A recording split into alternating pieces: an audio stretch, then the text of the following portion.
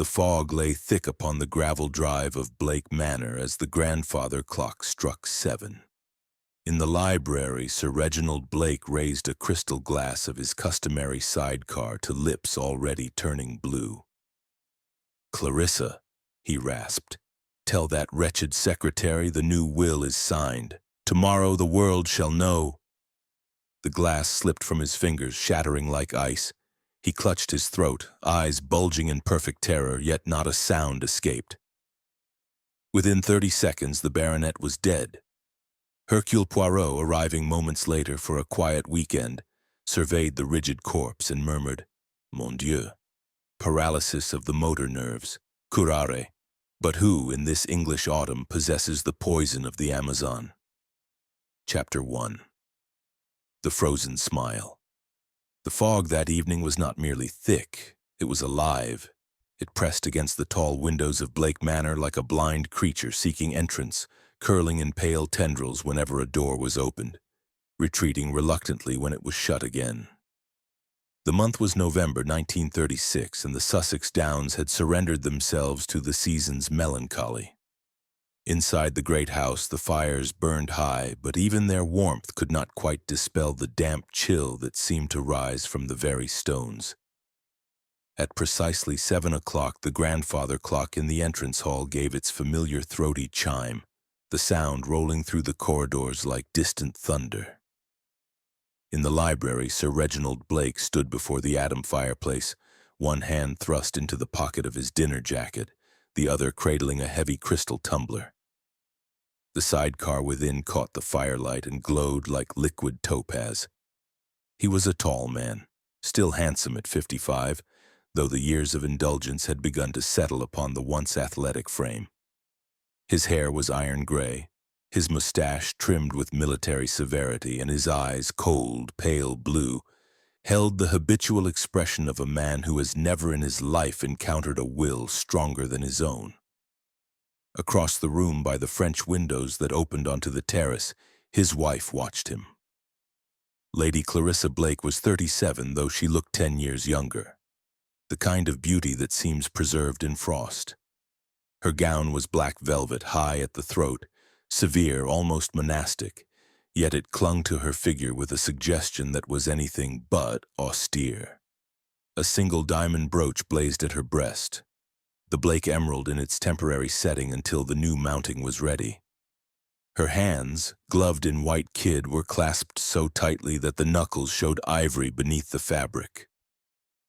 "Really, Clarissa," Sir Reginald said without turning, "you might at least pretend to civility. We have a guest arriving tonight, though God knows why I agreed to it." "You agreed," his wife replied in a voice as colorless as water, "because the man is famous, and you wish to parade your consequence before him, as you parade everything else." He laughed, a short, unpleasant bark. "Still the little martyr. You should have stayed on the stage, my dear. You play the role to perfection." At that moment, the library door opened and Graves, the butler, entered with the silver tray on which reposed the cocktail shaker and a fresh glass. Graves had been at Blake Manor for 43 years. His back was a little more bent than it had been in Mr. Reginald's father's day, but the dignity was unchanged. He inclined his head. "Your drink, Sir Reginald." "About time." Sir Reginald crossed the room in 3 impatient strides and allowed Graves to pour. The shaker gave its familiar metallic whisper as the ice shifted. The liquid streamed into the glass, brandy, Cointreau, fresh lemon juice, and the thinnest film of sugar around the rim, exactly as Sir Reginald demanded every evening at 7. Clarissa watched every movement as though her life depended upon it. Sir Reginald raised the glass in mock salute. "To your future impoverishment, madam. The new will was signed this afternoon. Tomorrow Enderby witnesses it. After that you may take your pretty French secretary and starve together in whatever garret you choose." Clarissa's lips parted, but no sound came. Sir Reginald drank. The effect was instantaneous and terrible. The glass slipped from his fingers and exploded against the hearth in a spray of crystal and amber. His eyes widened, not in pain but in purest astonishment. He tried to speak. The muscles of his throat worked convulsively, but no sound emerged. His hands flew upward, clawing at his collar as though an invisible garrote tightened there. For perhaps 5 seconds he remained upright, rigid as a statue carved from horror, every tendon standing out beneath the skin. Then, like a tree sawn through at the base, he fell. The impact of his body upon the Persian rug was heavy, final. Clarissa did not scream. She stood perfectly still, her gloved hands pressed to her mouth, watching her husband die with an expression it was impossible to read. Graves, trained never to show shock, nevertheless let the silver tray fall with a clang. He took 1 step forward, then stopped, helpless. Outside, the crunch of gravel announced the arrival of a motor car. The library door opened again, and a small, impeccably dressed man entered, removing his gray suede gloves with deliberate care. His mustache was magnificent, his patent leather shoes shone like mirrors, and his eyes, bright green and extraordinarily alive, took in the scene with one comprehensive sweep. "Mon Dieu," said Hercule Poirot softly. "I fear I arrive at a most inconvenient moment." He closed the door behind him, turned the key in the lock with a precise little click, and advanced into the room as calmly as though he were entering his own flat in London. Captain Arthur Hastings, following a pace behind with the suitcases, stopped dead on the threshold. "Good Lord, Poirot, the fellow's dead." "Dead, yes," murmured Poirot, kneeling beside the body. "And dead in a manner most suggestive. Observe, Hastings. The eyes protrude, the face is congested, yet there is no cyanosis of the lips. The limbs are rigid already. Paralysis of the respiratory muscles complete and instantaneous. Tiens, this is no ordinary poison." He lifted Sir Reginald's right hand, still curled as though clutching the vanished glass, and sniffed delicately at the fingers. Brandy. Lemon. And beneath something else. A faint bitterness, almost almond-like, yet not prussic acid. Curious, most curious. Clarissa found her voice at last. It was low, almost conversational. "Curare," she said. Poirot's head snapped round. "You are familiar with poisons, madame?" "My husband collected them. He had a cabinet of curiosities. Arrow poisons from the Amazon, blowpipe darts, that sort of thing. He liked to frighten dinner guests." "Ah?" Poirot rose smoothly. "And this curare, it is administered how?" "By wound, usually. The Indians dip their darts in it. But I have heard—" She hesitated. "I have heard that if taken by mouth in sufficient concentration, and with acid to aid absorption, it can kill almost at once." "Exactement." Poirot's gaze upon her was gentle, but she met it without flinching. "And who, madame, prepared Sir Reginald's cocktail this evening?" "Graves, of course. He always does." The butler inclined his head. "Yes, sir. I mixed it myself not 10 minutes ago. Sir Reginald was particular about the proportions." Poirot turned to him.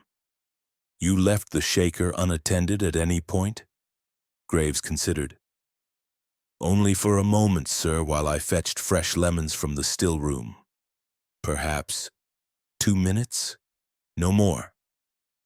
2 minutes, Poirot repeated thoughtfully.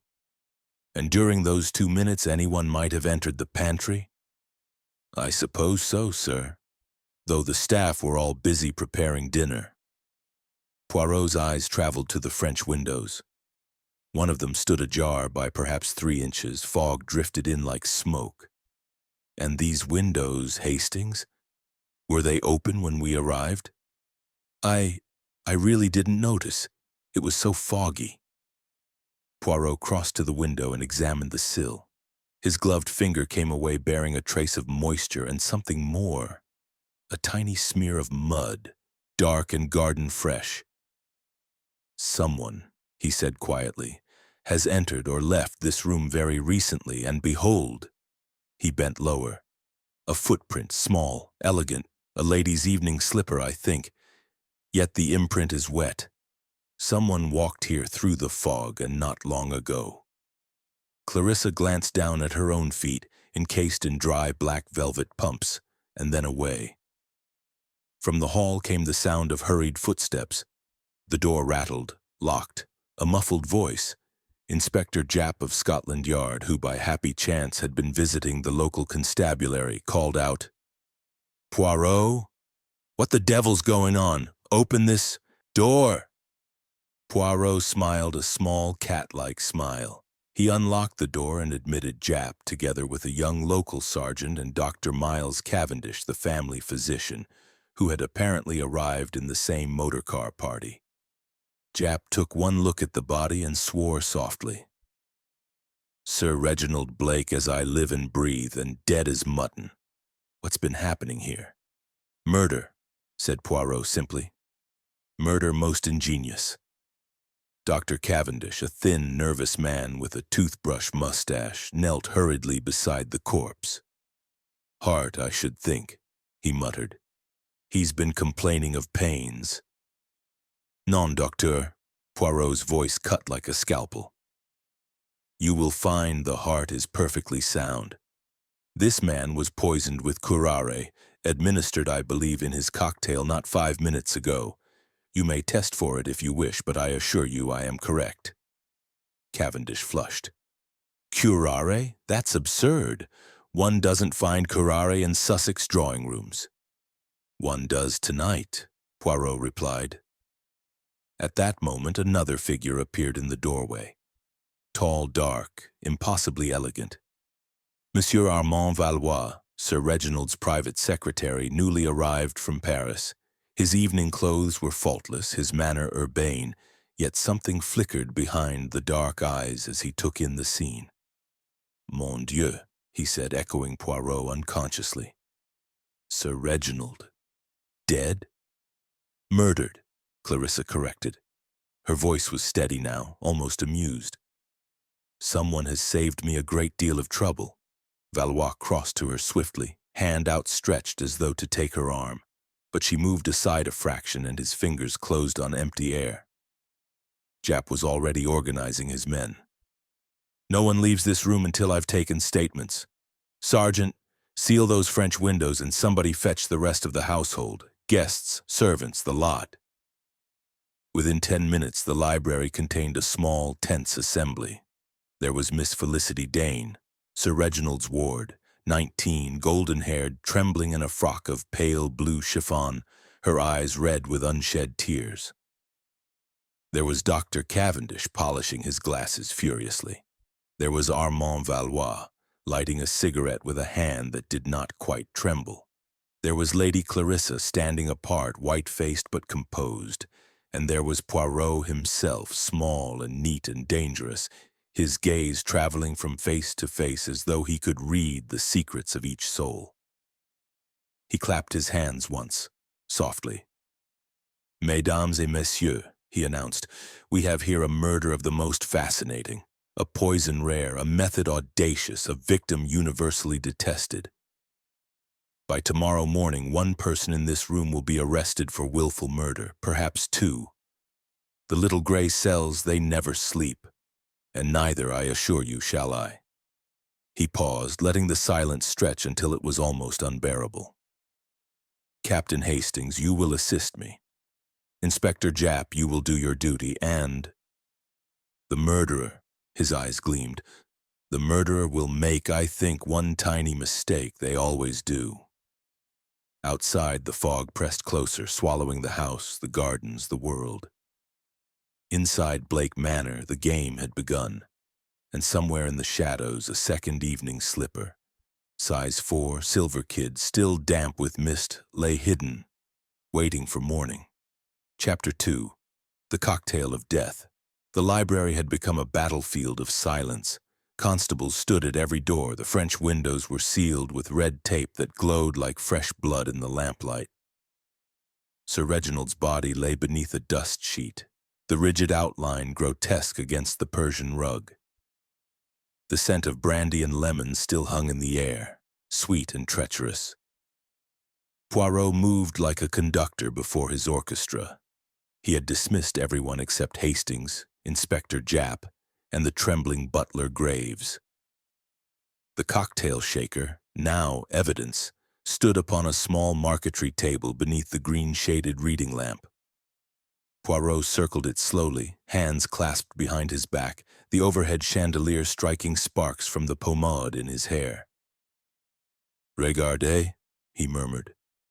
"A simple object, yet tonight it has become the most dangerous vessel in England." He lifted the shaker delicately with a silk handkerchief and poured the remaining contents into a crystal bowl. The liquid was still cold. Tiny chips of ice floated like shattered diamonds. Hastings wrinkled his nose. "Smells perfectly normal to me. Bit sharp, perhaps." "Sharp is the word, mon ami." Poirot bent until his mustache almost touched the surface.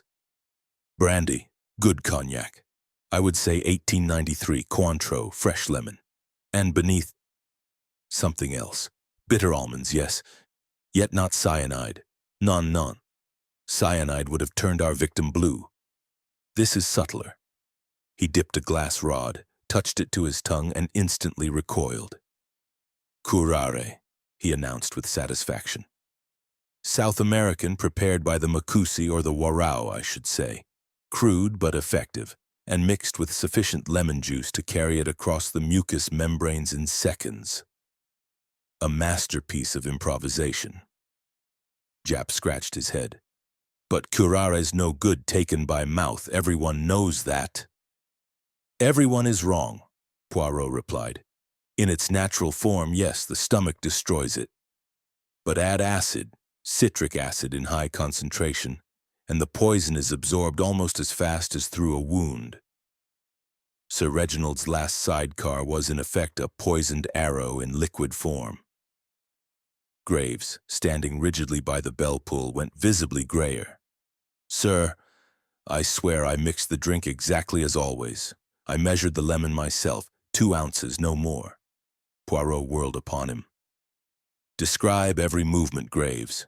Omit nothing." The butler swallowed. "At 10 minutes to 7 I entered the pantry. The brandy and Cointreau were already decanted. I shaved ice, measured the spirits, squeezed 2 lemons, fresh ones from the conservatory. Then I shook the mixture and poured it into the clean shaker you see there. I carried the tray to the library, set it upon the small table by Sir Reginald's chair, and withdrew. That is all." "All?" Poirot's voice was silk over steel. "You left the pantry unattended." Graves hesitated. Only while I fetched the lemons from the still room. The conservatory door sticks in this damp weather. Perhaps 2 minutes? Less?" 2 minutes, Poirot repeated softly, "during which any person in this house might have entered the pantry unseen. And later, in this very room, the shaker stood alone again while you answered the telephone, non?" Graves inclined his head miserably. Japp snorted. "Sounds to me like half the county had the chance." "Precisely." Poirot's eyes gleamed. "And yet only 1, or possibly 2, took it." He knelt suddenly beside the hearth, examining the fragments of the shattered glass. With tweezers he extracted a sliver and held it to the light. "Observe minute particles of a white crystalline substance adhering to the inside of the rim. Sugar, you would say. But no. This is the residue of the poison itself, precipitated by the alcohol. Someone introduced it after the drink was poured, when Sir Reginald's back was turned." Hastings stared.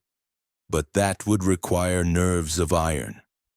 "Or desperation," Poirot corrected. "Come." He led them to the French windows. The red tape had been cut. A constable stood guard outside. Poirot opened the window and stepped onto the terrace. The fog swallowed him instantly, but his voice floated back. "The footprint, Hastings, bring the lamp." Hastings obeyed. In the powerful beam, the print was unmistakable. Small, narrow, the delicate arch of a woman's evening slipper. The heel deeply impressed where someone had stood for several seconds. The surrounding gravel was undisturbed. The intruder had approached across the lawn. Poirot crouched, measuring with his pocket rule. Size 4.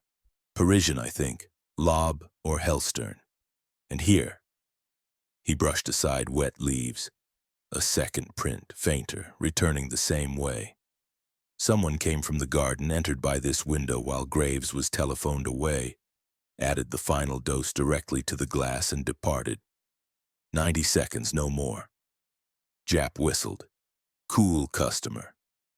Or a customer who believed the first dose in the pantry would be insufficient, Poirot said quietly. They returned inside. Poirot's gaze fell upon the silver tray.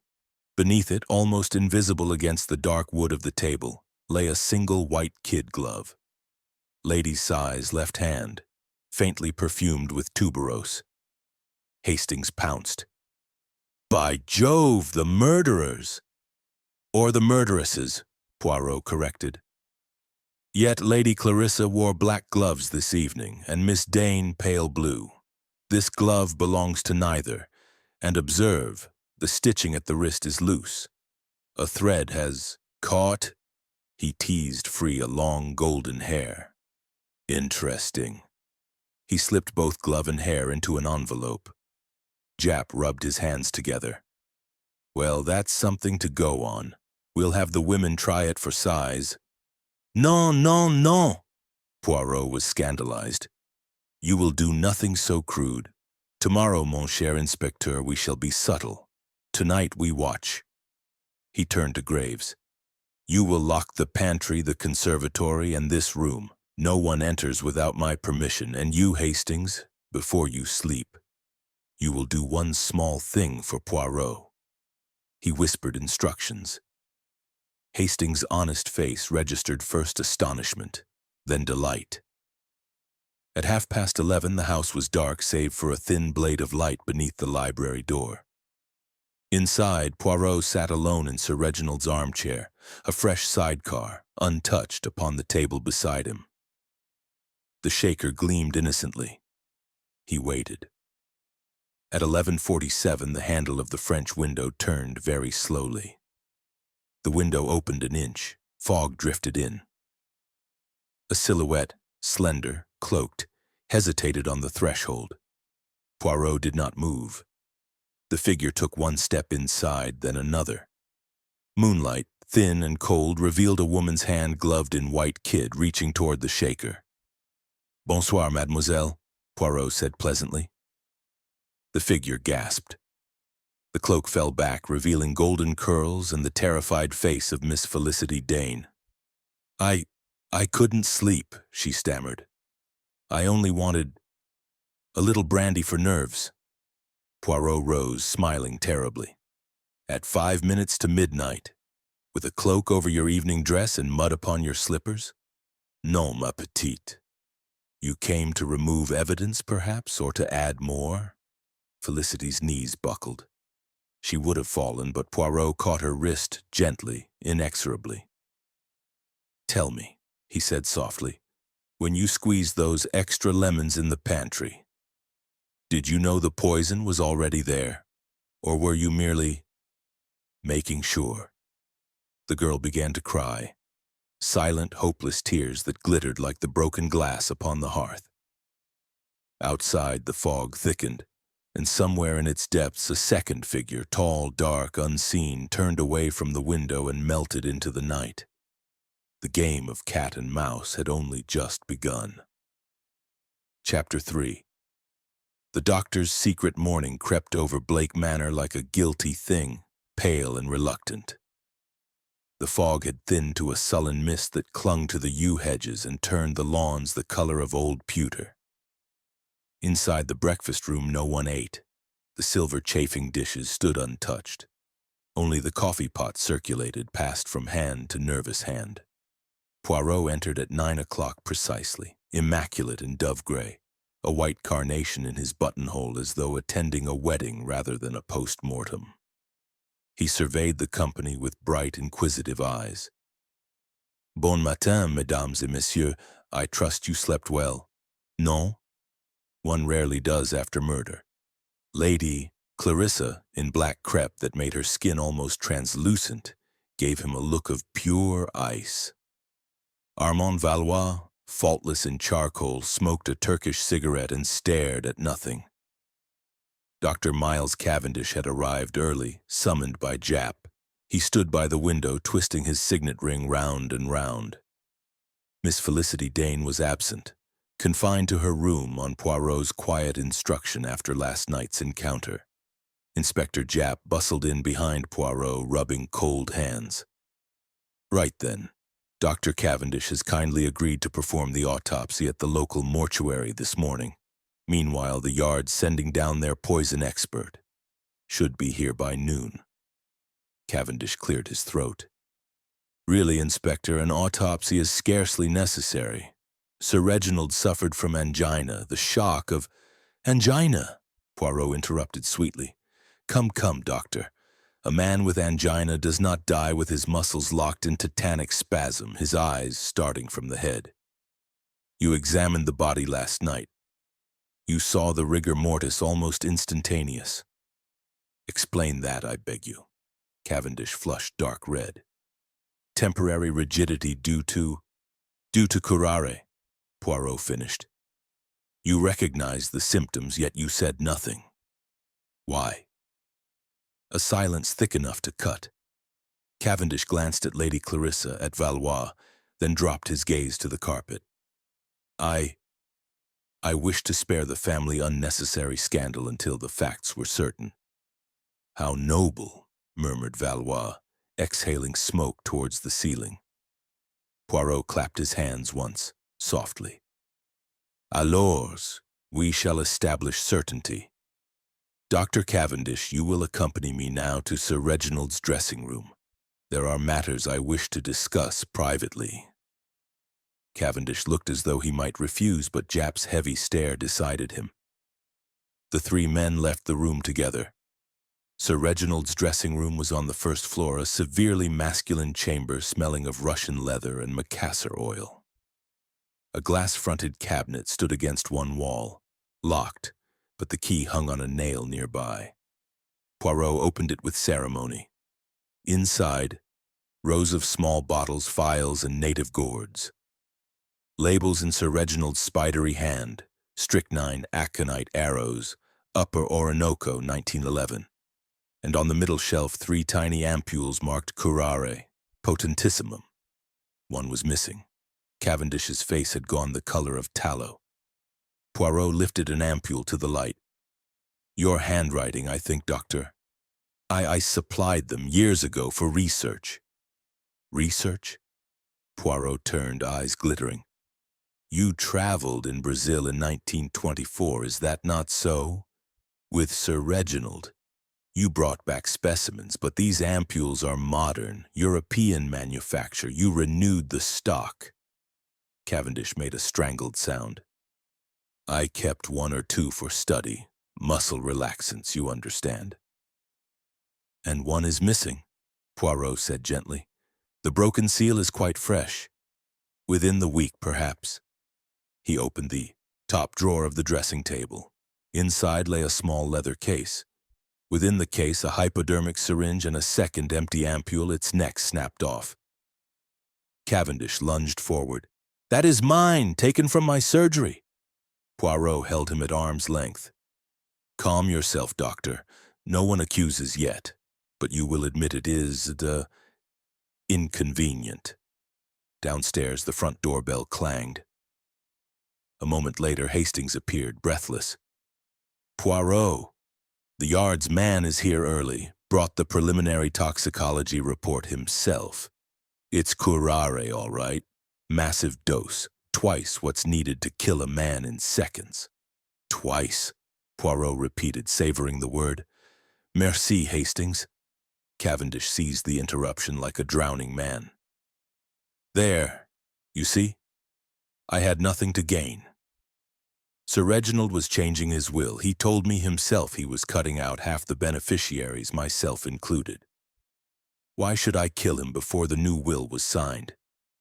Poirot regarded him for a long moment. Because, mon cher docteur, some men kill not for money, but because they are about to lose something far more precious. A reputation, perhaps?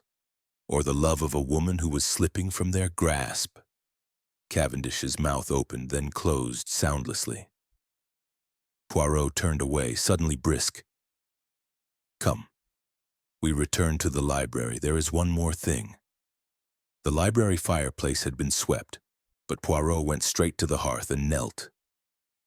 From the crevice between two stones he drew out, using tweezers, a tiny fragment of pale green glass. Part of the missing ampoule, he announced, dropped in panic and kicked into the grate. Observe the European manufacturer's mark, identical to those in the cabinet. Cavendish stared at the fragment as though it were a death warrant. Poirot rose. You will remain in this house, Doctor, until Inspector Japp says otherwise. I advise you not to leave the county. He was at the door when Cavendish's voice stopped him, low, almost pleading. Monsieur Poirot, if I were to tell you something in strict confidence. Poirot paused. Speak. Cavendish glanced at the closed door, then whispered, Lady Clarissa came to my surgery 3 weeks ago. She asked for a quick, painless poison, said she could no longer bear certain things. I refused, of course, but she knew about the curare. She had seen the cabinet. Poirot's eyebrows rose like drawn bows. And you said nothing of this last night? I could not betray a patient's confidence, even when that patient may be a murderess? Poirot shook his head. You doctors, you are impossible. He left the room without another word. In the corridor he met Hastings, eyes wide. Good Lord, Poirot, you don't think the doctor and Lady Clarissa? I think nothing yet, Poirot said. But I feel a great deal. Come, we have a lady to interview who tried to tamper with evidence at midnight. And after that, mon ami, we examine slippers. As they climbed the stairs towards Felicity Dane's room, the grandfather clock struck 10 with mournful precision. Somewhere in the house, a door closed very softly as though someone had been listening. And in the fog-shrouded garden, fresh earth beneath the camellia bush settled a fraction deeper, hiding its secret a little longer. Chapter 4. The New Will. At 10:30, the library had become a court of law in all but name. The French windows were open for the first time since the murder. Pale November sun slanted across the carpet, picking out the faint chalk outline where Sir Reginald had fallen. A small fire crackled, more for cheer than warmth, yet no one felt cheerful. Mr. Enderby, the family solicitor, stood by the mantelpiece clutching a Morocco portfolio as though it contained live adders. He was a dry, precise man of 60, with the permanently worried expression of one who has spent a lifetime drafting clauses against human greed. Poirot sat in Sir Reginald's own high-backed chair, legs crossed, fingertips together, looking for all the world like a diminutive judge. Around him, in a tense half-circle, sat the principals, Lady Clarissa, rigid in black, Armand Valois, lounging with apparent indolence yet watching every face, Dr. Cavendish polishing and repolishing his spectacles, Miss Felicity Dane, pale and red-eyed, flanked by a silently disapproving maid, Inspector Japp, notebook open, and Hastings, trying not to look excited. Poirot gave a small, courteous nod. Monsieur Enderby, if you please. The solicitor cleared his throat twice. Yesterday afternoon at 3:15 precisely, Sir Reginald Blake executed a new will in my presence and that of my clerk, Mr. Wilkins. The document revokes all previous testaments. He opened the portfolio and drew out a stiff parchment heavy with seals. In the event of his death, the entire estate, Blake Manor, the London house, investments amounting to some £470,000, and the Blake Emerald passes absolutely to Monsieur Armand Valois. A sound like a single sharp intake of breath swept the room. Valois himself rose halfway from his chair, astonishment plain for once. "C'est impossible. Reginald hated me. He told me so not 3 days ago." "Nevertheless," Enderby said, "here is his signature, witnessed and impeccable." Lady Clarissa laughed, short, metallic, humorless. "How very like him. One final twist of the knife, to leave everything to his wife's lover. Exquisite cruelty." Valois flushed darkly. "Madame," Poirot raised one small hand. "Silence, je vous en prie. Monsieur Enderby, the previous will, made when?" 18 months ago. Lady Clarissa was principal beneficiary with substantial legacies to Miss Dane and Dr. Cavendish. Monsieur Valois received nothing. Cavendish gave a strangled exclamation. "Then I have lost £50,000 in a single stroke." "And I," Clarissa said softly, "have lost everything." Poirot's gaze rested upon her for a long moment, unreadable. Then he turned to Valois. "You are surprised, monsieur? Yet Sir Reginald told you himself only last week that he intended divorce?" Valois hesitated, aware of every eye. "Yes. He said he would free Clarissa and ruin her at the same time. Exposure, disgrace, penury, he enjoyed the prospect. Yet this new will achieves the same end more elegantly, n'est-ce pas? Clarissa is humiliated, but you, his supposed rival, are enriched beyond dreams." A delicious irony. Valois spread his hands. "I swear I knew nothing of it." Poirot's eyes narrowed. "We shall see." He took the document from Enderby and examined the signature through his pocket lens. "Perfect," he murmured. "Yet perfection can itself be suspicious." "Captain Hastings, your notebook. Write, if you please, 'I bequeath everything of which I die possessed to Armand Valois, this 29th day of October 1936. Quickly," Hastings wrote. Poirot compared the two specimens. "Observe," he said, holding them side by side. "In the will, the downstroke of the T in everything crosses the Y with a flourish Sir Reginald never used, a forgery and a clever one, but not clever enough for Hercule Poirot." Enderby almost dropped the portfolio. "Forgery? But I watched him sign." "Or believed you did." Poirot's voice was gentle. "Tell me, monsieur, was Sir Reginald wearing his reading glasses?" No, he said the light was good." Yet his sight had deteriorated badly these last months. Dr. Cavendish will confirm. Without glasses, the signature would be shaky, none. But this is firm, confident.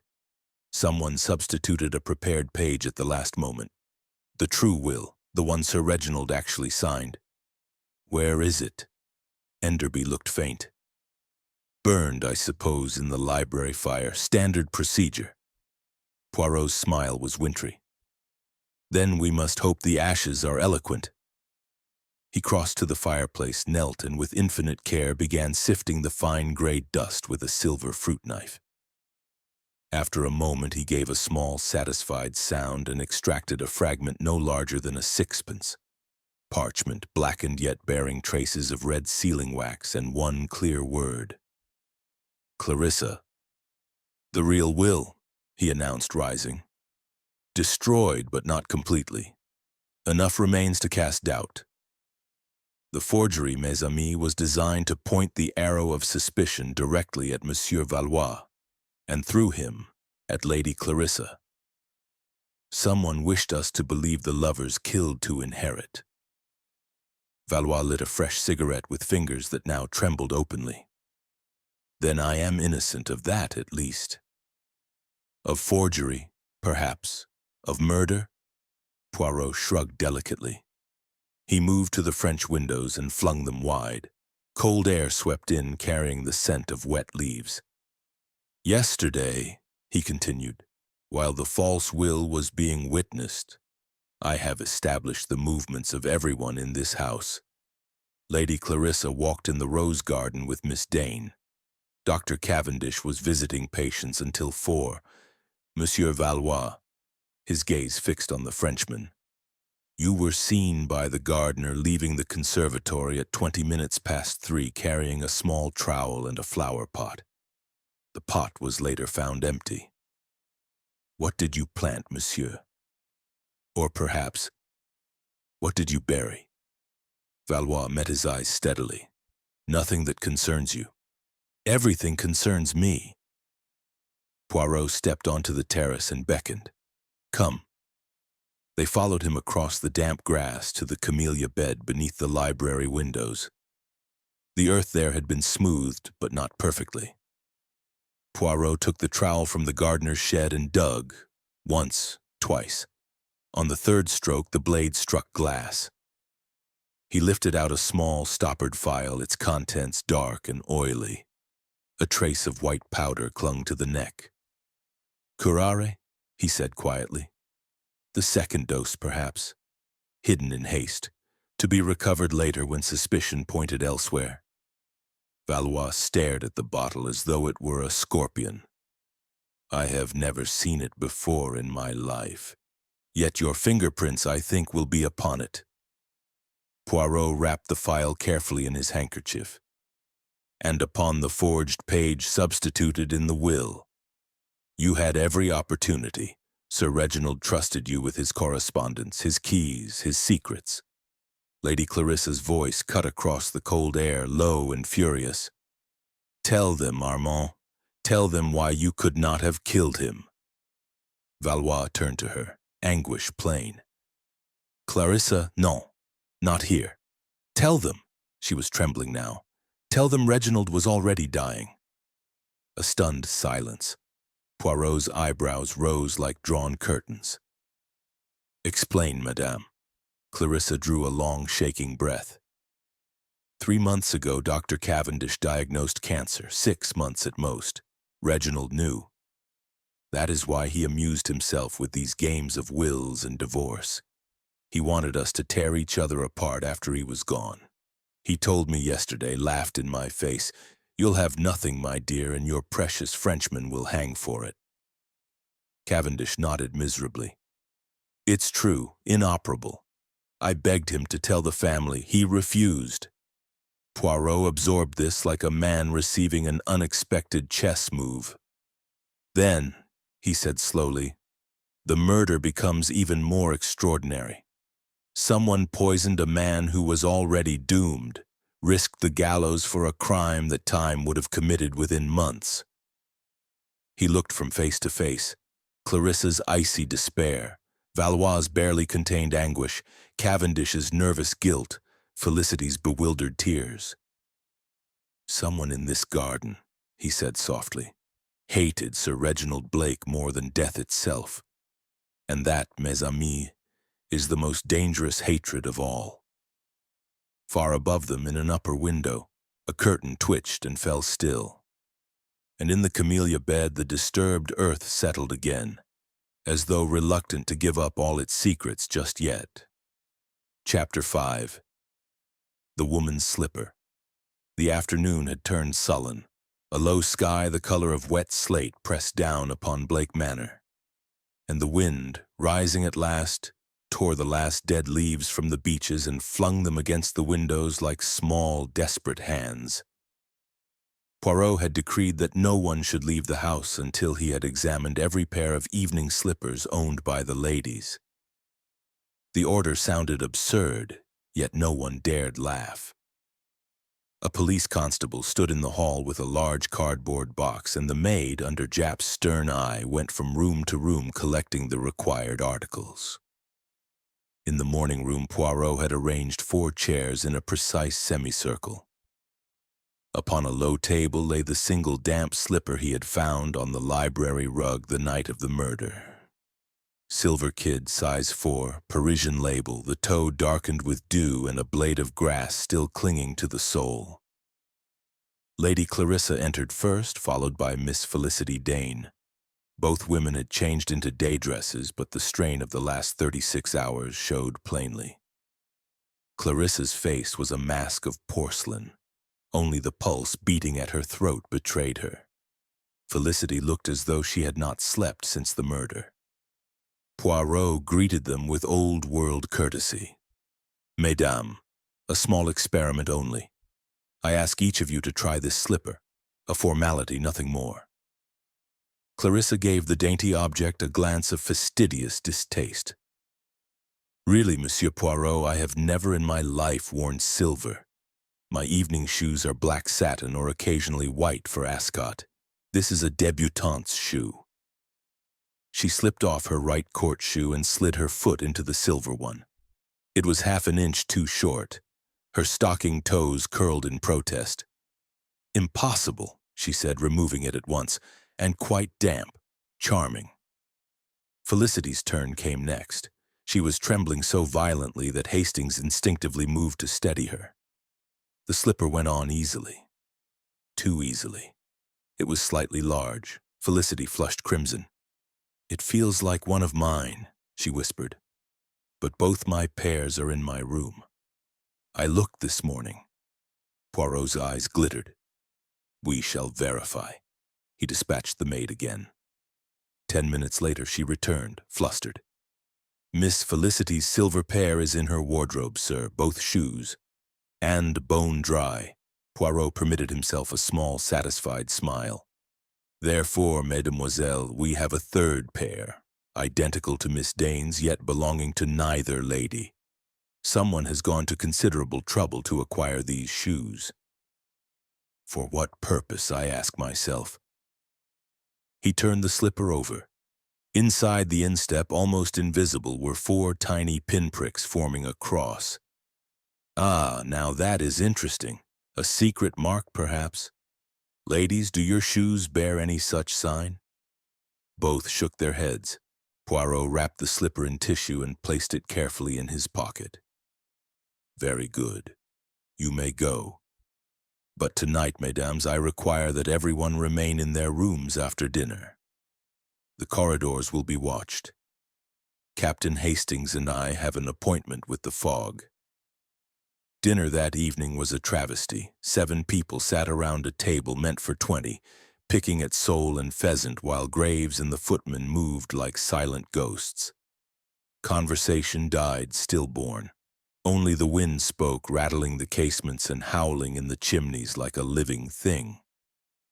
At 9:30, Poirot rose. I thank you for a most instructive evening. Now, everyone to their rooms. The house will be locked at 10. Bonsoir. He and Hastings took up station in the library, lights extinguished save for a single green-shaded lamp. The French windows stood ajar exactly 3 inches as they had on the night of the murder. Outside, the fog was thicker than ever, a blind, wet darkness that swallowed sound itself. Hastings shivered. Do you really think someone will come, Poirot? Someone always returns to the scene, mon ami. It is a law of psychology as immutable as gravity. The grandfather clock in the hall struck 10. 10:30. 11. At 11:17 precisely, a shape materialized out of the fog, a woman cloaked and hooded, silver slippers gleaming like frost beneath the hem. She moved soundlessly across the terrace, paused at the open window, and listened. Hastings drew breath to challenge her, but Poirot's hand clamped his arm. Attendez. The figure slipped inside. Moonlight, thin and cold, revealed a pale hand gloved in white kid reaching toward the cocktail shaker Poirot had deliberately left upon the table. Bait. Bonsoir, madame, Poirot said pleasantly, switching on the lamp. The woman whirled, cloak falling back. For a moment Hastings thought it was Lady Clarissa, same height, same icy poise, but the face beneath the hood was younger, harder, framed by dark curls he did not recognize. The intruder recovered first. She laughed, low and mocking. You are clever, little man, but not clever enough. Before either could move, she hurled something small and glittering to the floor. A blinding flash and a choking cloud of white smoke filled the room. Hastings coughed, eyes streaming. When the haze cleared, the French window stood wide and the terrace was empty. Poirot was already on his knees, retrieving a second silver slipper, deliberately abandoned. "Mon Dieu, she is bold! Come, Hastings!"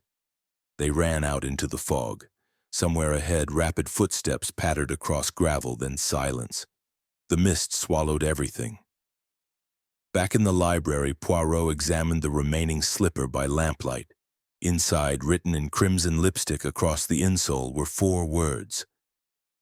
"Leave, little Belgian, or die." Hastings stared. Good Lord, she means it. Evidently. Poirot's eyes sparkled with excitement rather than fear. "Observe, Hastings, the lipstick is fresh, the scent is tuberose, and the handwriting... Ah, the letter G has the distinctive French loop. Our visitor is no Englishwoman." He opened a drawer and took out the white kid glove found the night of the murder. Identical perfume, and behold! He held the glove to the slipper. Same size, same maker. Our mysterious lady has been busy. "But who is she, Poirot? We've accounted for every woman in the house." "Every woman we know of," Poirot corrected softly. "Tell me, Hastings, did you notice the cloak our visitor wore? Black velvet, but lined with scarlet silk. I have seen that lining before, yesterday hanging in the conservatory to air. It belongs to Lady Clarissa."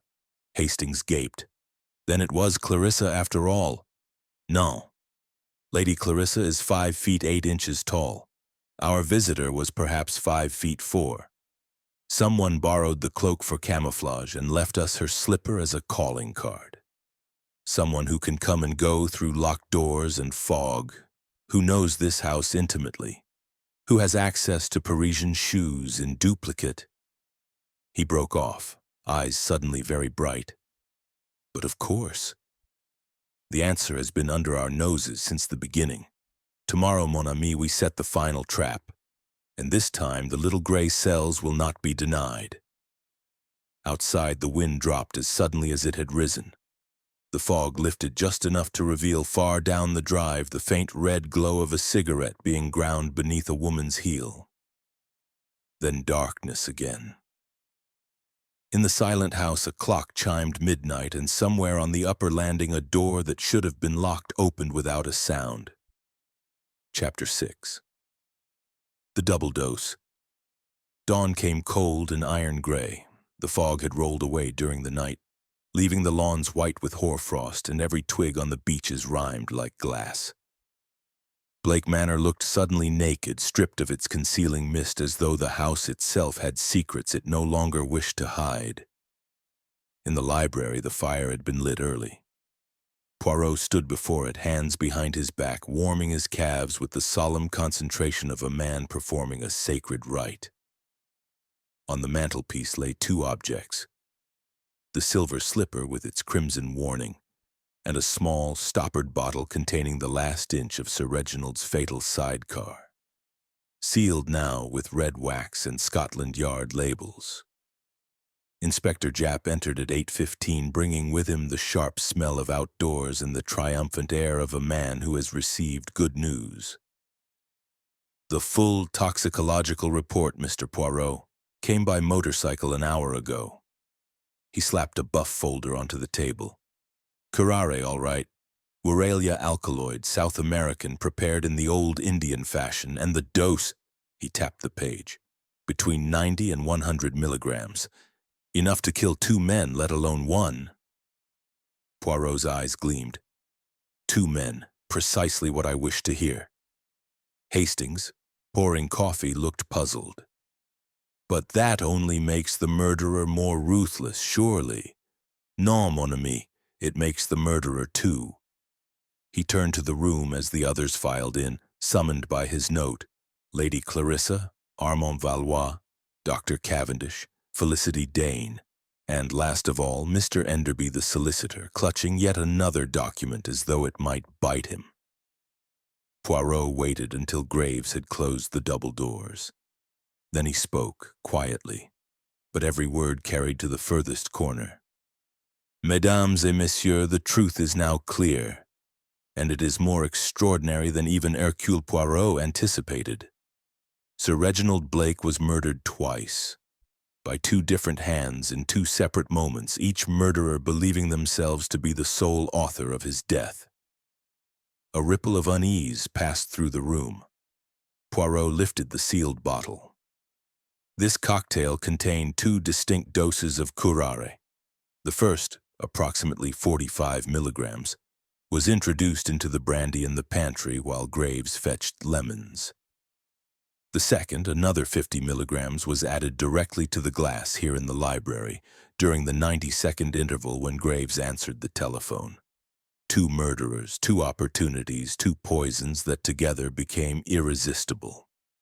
He set the bottle down and began to pace, small, neat, unstoppable. Consider the psychology. The first murderer is careful, almost timid. 45 milligrams is a lethal dose if the victim is calm and the acid concentration high, but it might take as long as 20 minutes to act. Time, perhaps, for an antidote or a confession. The second murderer is impatient, even brutal. 50 milligrams added to an already poisoned drink guarantees death within seconds. One wished Sir Reginald dead quietly. The other wished him dead instantly and unmistakably. Why? He stopped before Lady Clarissa. Madame, you hated your husband.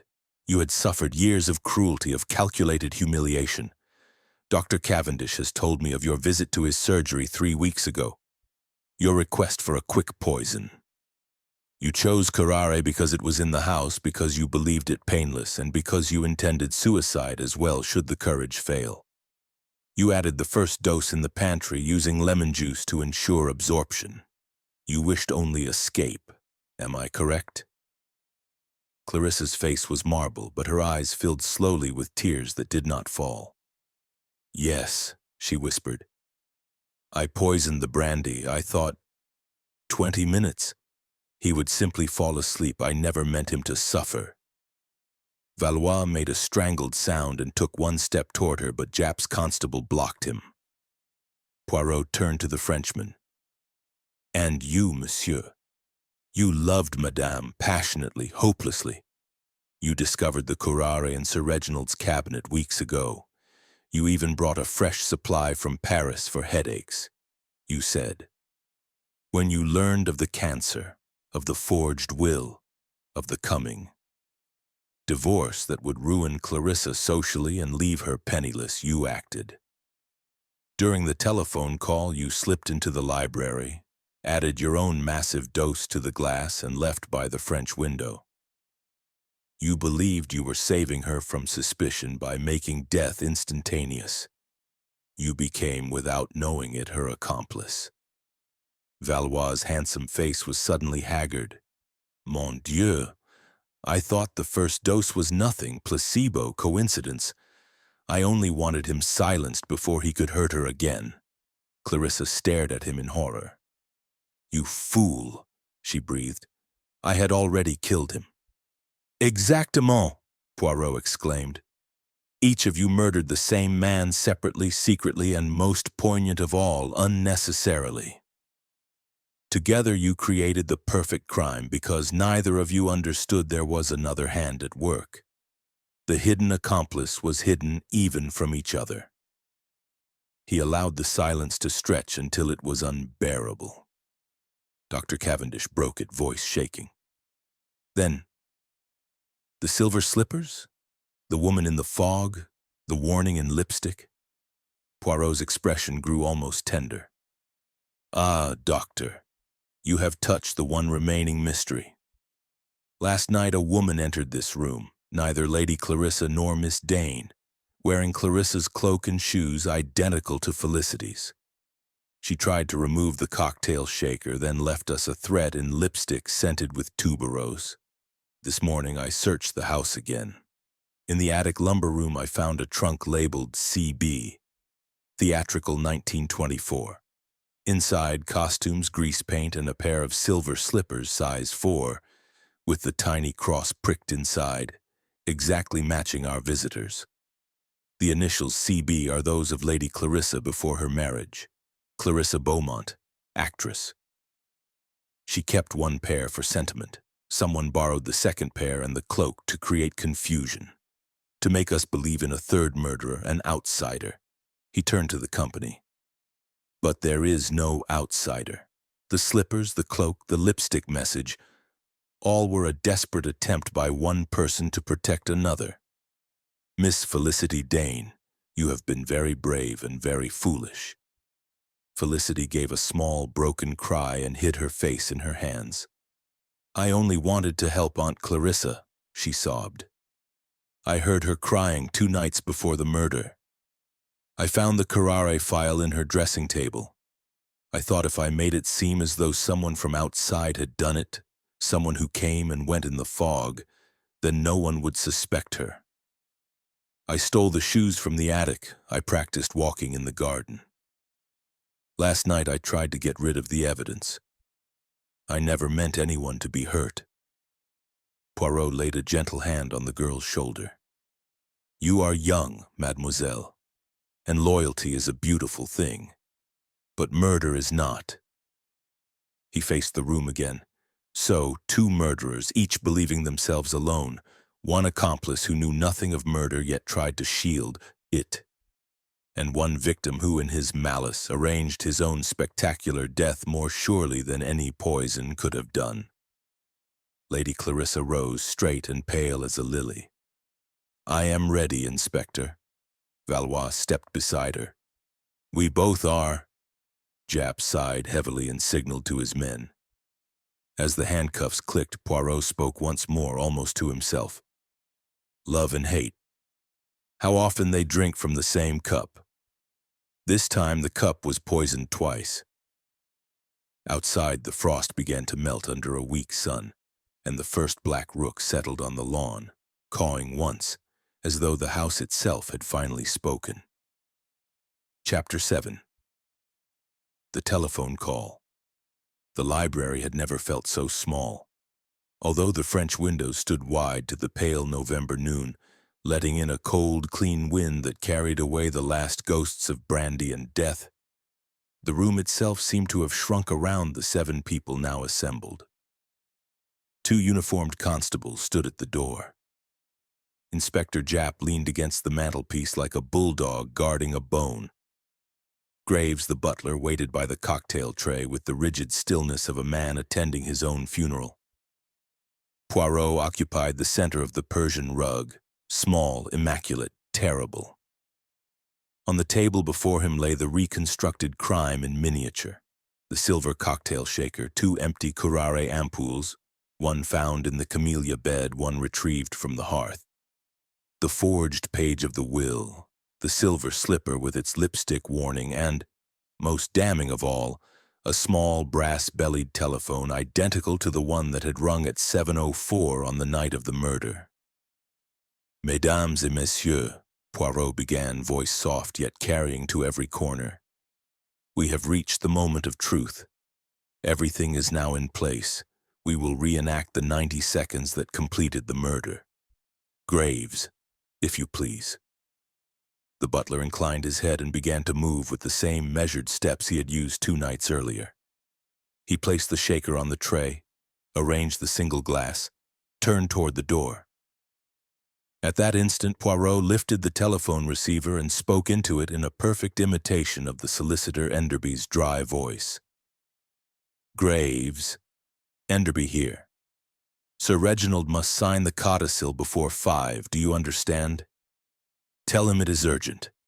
Graves hesitated exactly as he had before, then walked quickly out into the hall, closing the library door behind him. Poirot counted aloud, slowly. 1, 2, 3. The room was utterly silent. Every eye followed the second hand of the mantel clock. At 45, Lady Clarissa's gloved hand twitched as though remembering the feel of a tiny ampoule. At 70, Armand Valois' cigarette burned unnoticed between his fingers. At 90, Graves re-entered precisely on cue and closed the door again. 90 seconds, Poirot announced. 90 seconds in which the second murderer entered by the French window added a fatal overdose to the already poisoned glass and vanished into the fog. 90 seconds in which Sir Reginald's fate was sealed twice over. He turned to Valois. Monsieur, you have admitted the pantry dose was Lady Clarissa's work. Will you now demonstrate how you yourself completed the crime? Valois looked at Clarissa. Something unspoken passed between them, resignation, perhaps even tenderness. Then he stepped forward. Very well. From his pocket he drew a small glass phial, empty now, but labeled in his own elegant handwriting. He uncorked it, tilted it above the glass on the tray, and let 2 invisible drops fall. Thus, he said quietly, 50 milligrams, enough to kill in 10 seconds. I believed Clarissa had done nothing more than frighten him, perhaps. I wanted certainty. Clarissa made a small, wounded sound. Poirot nodded, satisfied. And the telephone call? You arranged it? Valois gave a faint, bitter smile. Enderby's clerk is young, impressionable, and fond of a 5-pound note. I telephoned from the village at 6:50 asking him to ring the house at 7 sharp with that exact message. I was already in the garden waiting. Japp grunted approval. The timing fitted perfectly. Poirot turned next to Lady Clarissa. Madame, your dose was subtler. 45 milligrams dissolved in the brandy bottle in the pantry while Graves fetched lemons. You used a syringe, taken from Dr. Cavendish's bag during a visit the previous week. You believed death would be peaceful, almost merciful. Is that not so? Clarissa lifted her head. The mask had fallen. Beneath it was a woman exhausted by years of fear. Yes, she said simply. I wanted it to look like heart failure. I thought, 20 minutes. He would simply close his eyes. I never imagined Armand would... Her voice broke. I never imagined the 2 poisons together would make him suffer so. Dr. Cavendish, who had been silent until now, suddenly spoke, hoarse and desperate. And I? What of me? You have dragged my name through the mud. Curare in my room, my syringe missing, my fingerprints on the cabinet. Am I to be charged as well?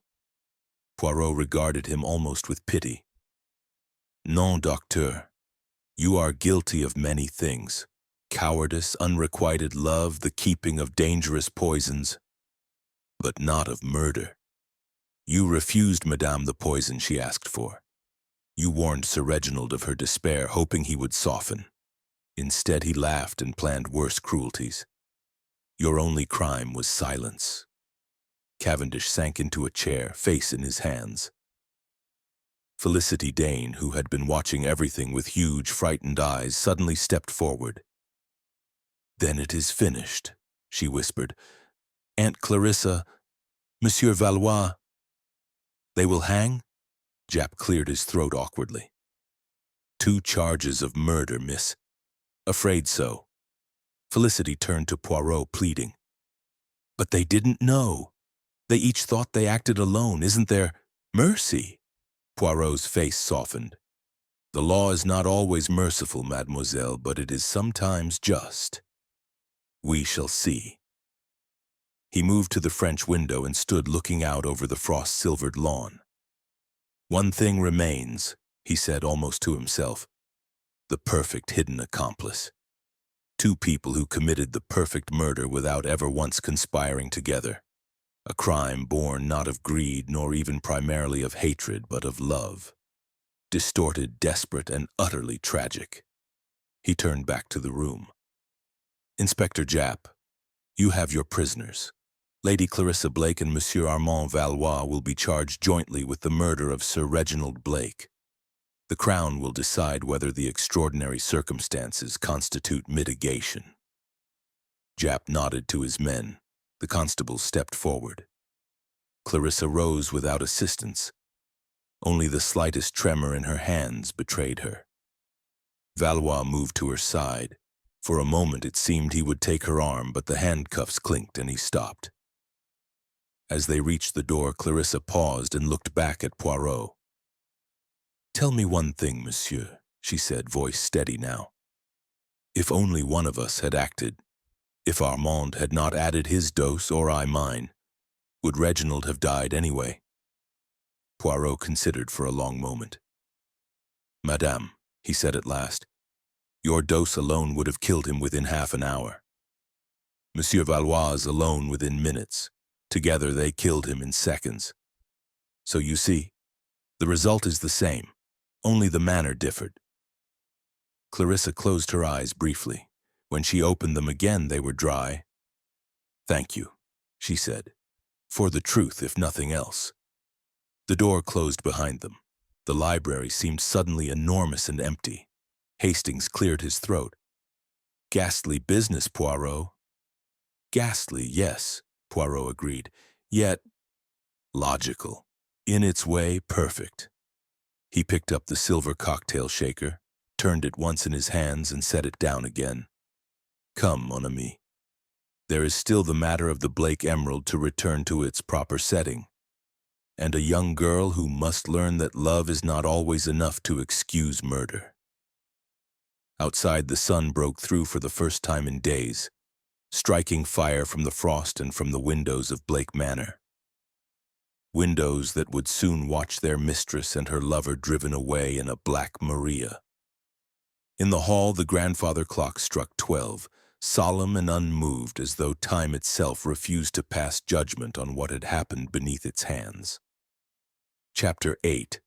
The confession that wasn't the drawing room at Blake Manor had been chosen for the final scene because it was the largest room on the ground floor and because its tall windows looked out upon the gravel sweep where 2 police cars now waited, engines ticking as they cooled.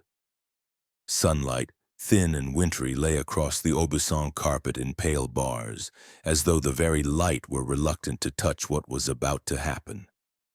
They were all there, arranged like figures in a tableau vivant that no one had wished to paint. Lady Clarissa and Armand Valois stood side by side, no longer touching, yet bound by something stronger than steel. Inspector Japp and 2 sergeants waited by the double doors. Dr. Cavendish sat hunched on a gilt chair, face gray. Felicity Dane, eyes swollen, was held gently but firmly by a police matron. Hastings stood behind Poirot, notebook closed for once. Even he felt that no record could do justice to this moment. Poirot, small and immaculate in charcoal gray, occupied the exact center of the room.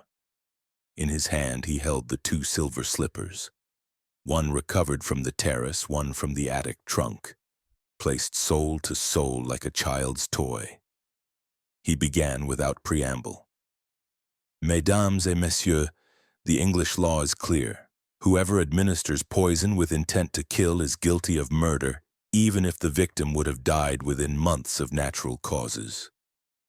Lady Clarissa Blake and Monsieur Armand Valois have each confessed to administering curare to Sir Reginald Blake on the evening of the 29th of October. Their motives were different, their methods separate, their knowledge of the other's act non-existent. Yet the result was the same: death. He paused, letting the words settle. Therefore, I have advised Inspector Japp that both must be charged. The Director of Public Prosecutions will decide whether the extraordinary circumstance that each believed themselves the sole killer constitutes any mitigation. I, Hercule Poirot, have done my duty. A long silence. Then Lady Clarissa spoke, quite calmly. Before we are taken away, monsieur, indulge me one last curiosity. You said yesterday that the dose was the key. How did you know from the very first night that there were 2 hands? Poirot inclined his head, almost a bow. Madame, the body itself proclaimed it. Curare taken orally, an acid solution, kills by respiratory paralysis. A moderate dose, 40 to 50 milligrams, produces death in 10 to 20 minutes, sometimes with mild convulsions. A massive dose, 90 to 100 milligrams, kills in under 1 minute, and the paralysis is instantaneous, total, almost serene. Sir Reginald dropped as though every nerve had been severed at once. Yet the bitterness on his lips was faint, not overwhelming. Conclusion: 2 doses, one small and careful, one large and brutal, acting within seconds of each other. The arithmetic was irresistible. He turned to Valois. And you, monsieur, left traces a child could read. The second footprint in the flower bed, deeper on the return because you ran. The droplet of curare solution on the inside rim of the glass, still liquid when I examined it, meaning it had been added after the drink was poured. Small things, but they speak. Valois gave a faint, weary smile. You are thorough, monsieur. I salute you. Clarissa stepped forward. The police matron moved to intercept, but Jap raised a hand. Let her speak. There is something I must say, not for pity, but for truth. Her voice was low, yet carried to every corner. Reginald was not merely cruel. He was systematic. For 15 years he broke me piece by piece. The beatings were the least of it. He would invite guests, then force me to recount fabricated infidelities while he smiled. He kept diaries of my humiliation to read aloud at dinner. When I discovered Armand's love, it was the first kindness I had known since I was 20. I decided to end it, my life and his, before he could destroy us both publicly. I chose curare because I believed it painless. I added only enough for sleep.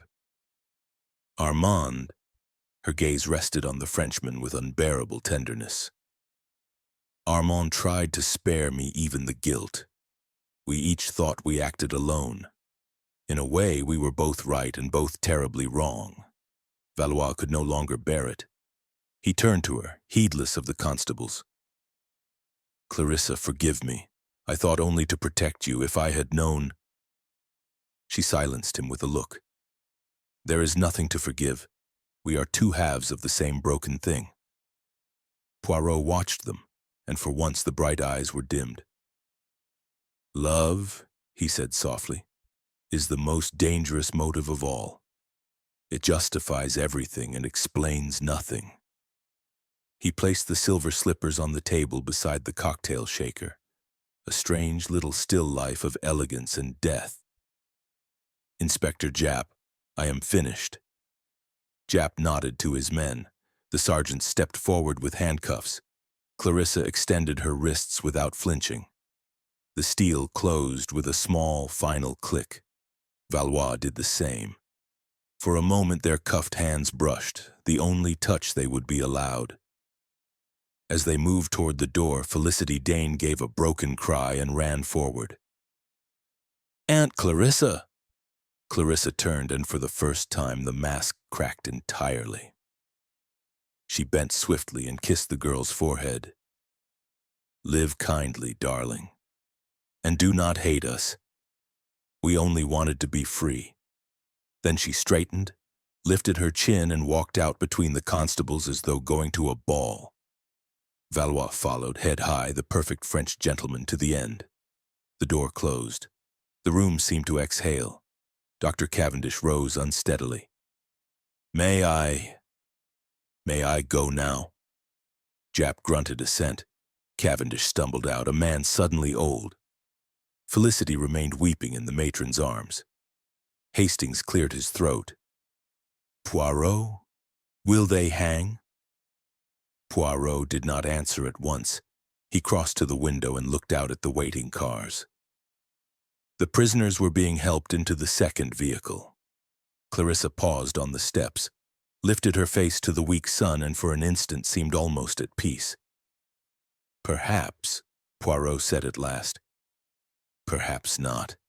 The English do not love to hang a beautiful woman, and the newspapers will make of this a romance tragique. But the law is the law. He turned back, and his voice was very tired. Come, Hastings. There is nothing more for us here. The little gray cells have done their work. Let us take the train to London and find a good dinner and a bad play. Something to remind us that life for most people goes on. As they moved toward the door, the grandfather clock in the hall began to strike 3. Each chime sounded like a small, irrevocable full stop at the end of a very long sentence. Outside, the police cars crunched away down the gravel. The prisoners did not look back. And in the empty drawing room, the silver slippers remained on the table side by side, waiting for a dance that would never now take place. Chapter 9. The Little Grey Cells, Whitehall. 3 weeks later. The Old Bailey had not yet claimed them, and Fleet Street could not decide whether Lady Clarissa Blake and Armand Valois were tragic lovers or the most cold-blooded poisoners since Madeline Smith. Every morning the newspaper placards screamed new revelations. Every afternoon the queues outside the Central Criminal Court stretched halfway to Ludgate Circus. Hercule Poirot, however, was not in London. He sat in a quiet corner of the Café Royal, a small glass of crème de menthe untouched before him, watching the winter rain streak the windows.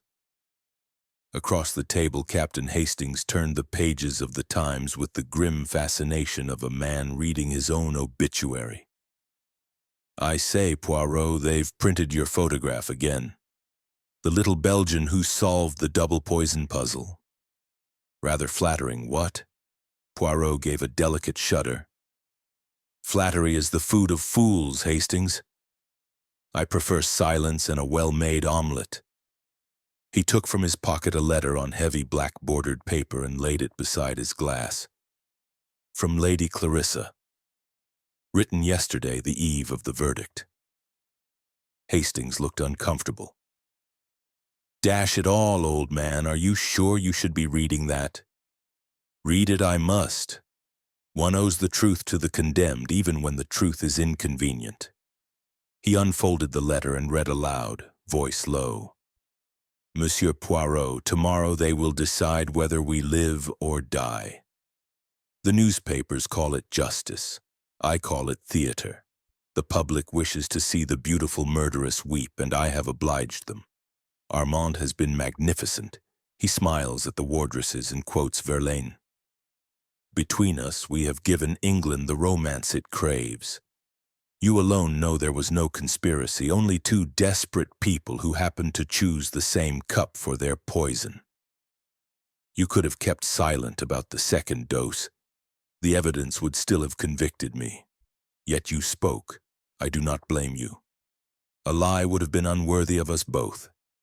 If we are spared, it will be because 12 ordinary men could not bring themselves to hang a woman who looks like a winter rose. If we are not, then at least we shall be free of Reginald forever. I leave you the Blake emerald. It is in the lining of the silver evening cloak you admired.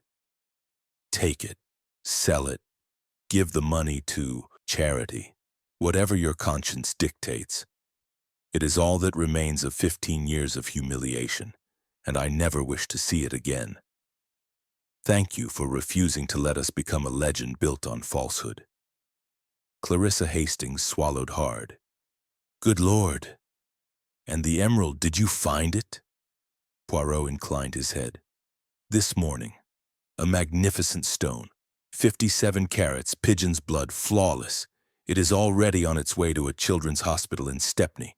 Some good at least will come of this tragedy." He sipped the crème de menthe, made a small moue of distaste and pushed it away. "Come, we have an appointment at Scotland Yard. Japp wishes to close the file with my formal deposition. New Scotland Yard, 2:15 p.m. Chief Inspector Japp greeted them with the weary satisfaction of a man who has survived a cause célèbre without disgrace. "Well, Mr. Poirot, it's over. Verdict came in at noon. Guilty, both of them, but the jury added a strong recommendation to mercy on account of extreme provocation and the unusual circumstances. The Home Secretary has already commuted the sentences. Transportation for life, almost certainly to be served in open conditions after 5 years. The press is howling, but the public is secretly relieved. England does not hang its tragic heroines." Poirot nodded, neither surprised nor displeased. "And Miss Felicity Dane?" "Bound over. No charge. The judge called her actions misguided loyalty." She has gone to Canada to live with an aunt. Dr. Cavendish has resigned his practice and taken the king's shilling. Medical officer in the Solomon Islands, poor devil. Jap pushed the bulky file across the desk. Case closed. I've written the report myself. Death by misadventure occasioned by 2 independent felonious administrations of poison. Longest sentence I ever composed. Care to sign? Poirot took the pen but paused. One small amendment, mon ami. He drew a neat line through the official phrasing and wrote beneath it, in his elegant continental hand, Sir Reginald Blake was killed by the precise coincidence of 2 separate acts of desperation. The true murderer was his own cruelty, which endured long after his heart had ceased to beat. He signed with a flourish. Hercule Poirot. Jap read it, scratched his head, and grinned. That'll give the Public Record Office something to chew on in 100 years. He closed the file and tied the red tape with finality. Outside, the rain had stopped. A pale, washed-out sun hung over the embankment. As they walked toward the tube, Hastings ventured, Do you think they will be happy, Poirot? Clarissa and Valois, I mean. In exile, together at last? Poirot considered, twirling his mustache. Happy? No, Hastings. They will never be happy. Guilt is a shadow that even the equatorial sun cannot shorten. But they will be together, and for some that is enough. He paused at the entrance to Westminster Station. Tonight, I dine alone. There is a new restaurant in Soho. Lisbon Portuguese, they say the cataplana is sublime. You will not accompany me. You have promised to take a certain young lady to the new Agatha Christie at the St. James's. Enjoy your illusions, mon cher. They are the only things that make life bearable. Hastings laughed, a little embarrassed, and they parted. Poirot descended the stairs alone, a small, solitary figure swallowed quickly by the crowd. On the platform, he took from his pocket the last object he had removed from Blake Manor. A single white kid glove, left hand, still faintly scented with tuberose. He turned it once in his fingers, then let it fall gently onto the rails just as the train roared in. The rush of air caught it, whirled it upward, and it vanished into the dark tunnel like a disappearing ghost. Poirot boarded the train, adjusted his mustaches in the reflection of the window, and permitted himself the very smallest of smiles. Another case concluded, another order restored. The little gray cells, as always, had triumphed. And somewhere far to the south, on a prison ship already steaming toward a new life, 2 people sat side by side on the deck, hands not quite touching, watching the coast of England fade into the mist, neither speaking, neither needing to.